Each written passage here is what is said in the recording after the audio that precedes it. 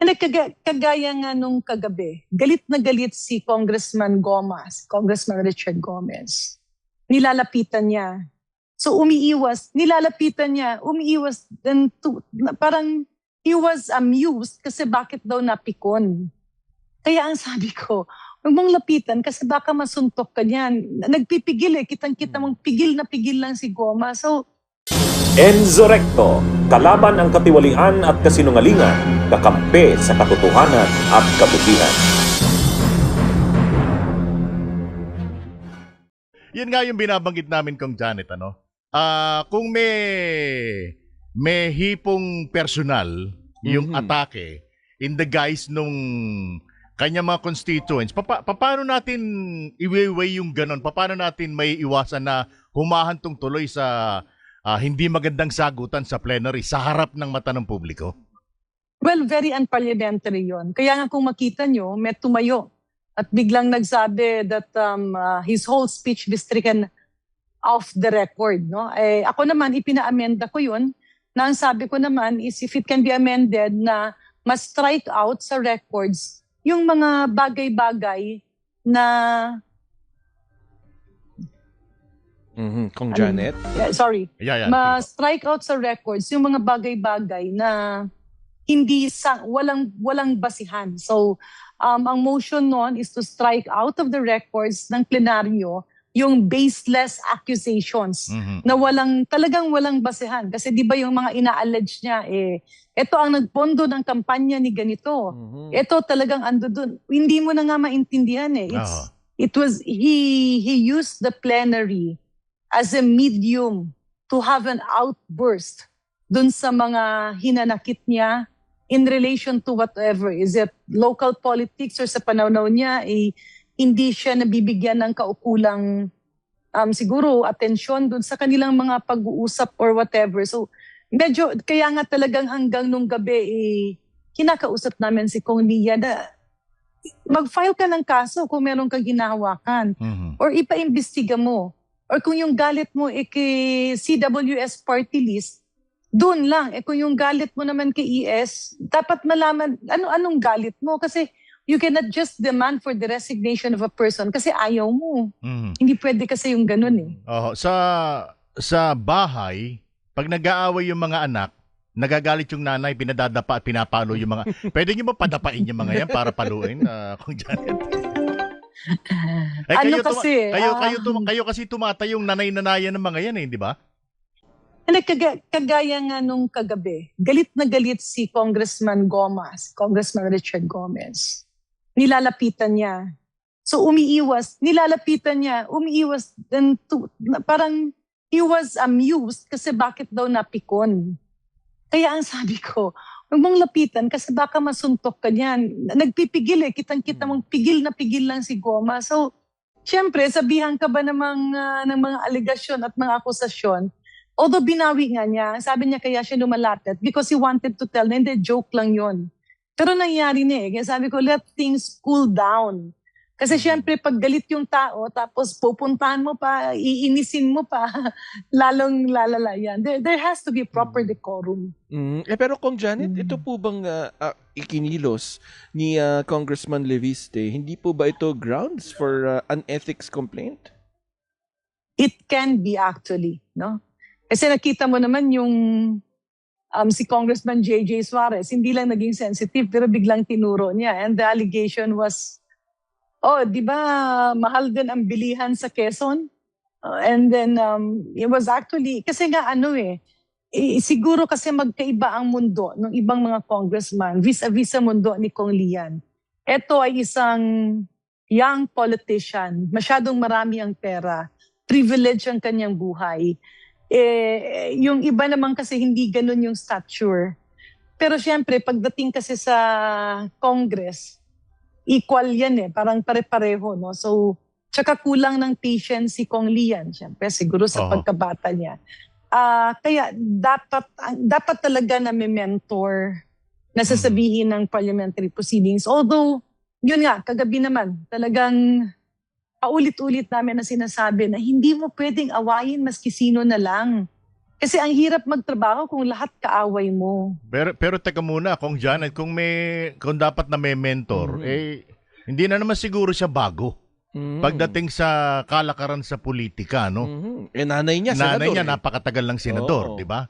For sure, naaabisuhan yung anak niya na kung paano gagawin. At saka, ano ba talaga yung objective? Well, kailangan niyang makinig, no? Kasi kailangan niyang makinig kay Senator Loren kasi magaling si Senator Loren dyan. No, so siguro ito, sometimes, oftentimes, he's impatient. Oftentimes, yung kanyang galit, hindi niya makokontrol. Tapos makakapagbitiw siya ng mga salita. Pero syempre, after naman nun, may mga bagay-bagay naman na sasabihin niya, oo nga, mali yun. Pero yun ang tinutumbok nyo, tama rin kayo. You have to decipher and be responsible for all of your actions. Kaya hindi pwede yung urong-sulong. Kung hindi nagkulang yung nanay, isa lang ibig sabihin nun, matigas ang ulo ng anak. Pero ang tanong nga rin doon kong Janet at Kuyang Willie, not one, but two. Dahil parang ganito rin yung nangyayari doon sa isa pang kongresista. Di ba, tama ba? Totoo ba yung pagbalik, umatake na naman ulit? Oo, tsaka tinawag daw, hindi daw kayong tinatawag na mami. Tapos biglang kung ano na nang pinagsasabi kong Janet. Actually, ganito kasi yun eh. Sa harap ko, kapag wala sa media, mabait siya. But napapansin ko na he tries to manipulate you, no? Siguro, yung kasi ang gawain niya, no? Sa the late PD Barsaga. Ima-manipulate ka niya. No, nagkataon lang ito, siguro alam nyo naman yung nag-press con siya dahil may namatay na Vice Mayor sa Iloilo. Accidental firing, napakabata pa, napakasakit sa pamilya, maliliit yung mga anak. Biglang nag-press con siya, tapos kung ano-anong ginawa niya. So, of course, dinamay ako, dinamay yung si Congressman Defensor, dinamay yung anak ko. Kaya nag-file kami ng ethics complaint.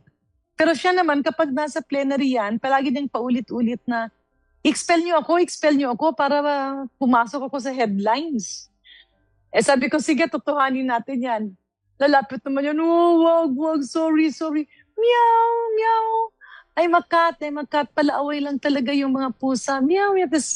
Ano yan? Parang bata, laro nga yan. The problem is, this is the Congress of the Republic of the Philippines. My God, sa tagal ko sa Pilipinas at sa tagal ko sa gobyerno, we are not worth a public service like that. So, paano natin maiiwasan itong ganitong klase ng mga eksena in the future, Kong Janet? Well, ang unang-una dapat alam natin at kilala natin yung binoboto, no? Meron ng mga bulong-bulungan, babalik tayo kasi ang requirements kasi ng kandidato at least 18 years old and Filipino citizen eh. Napaka-vague.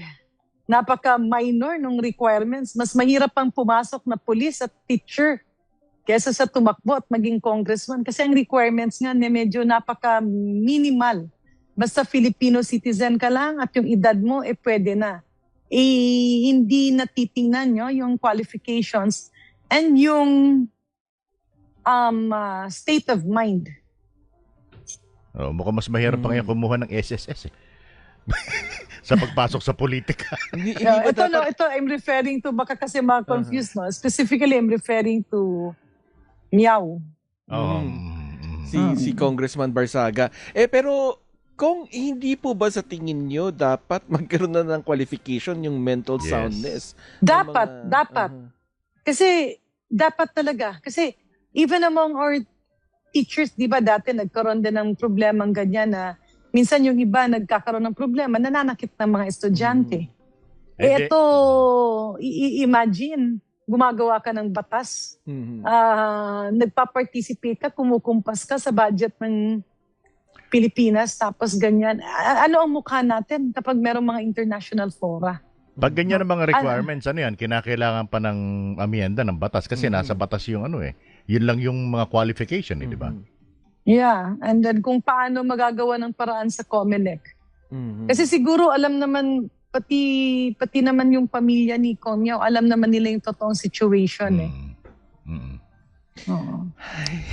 Napapabutong hininga na lang ako. Kaya nga 'di ba parang kinakausap namin si Mayor Jenny, yung kanyang mother na bakit siya kasi sayang eh.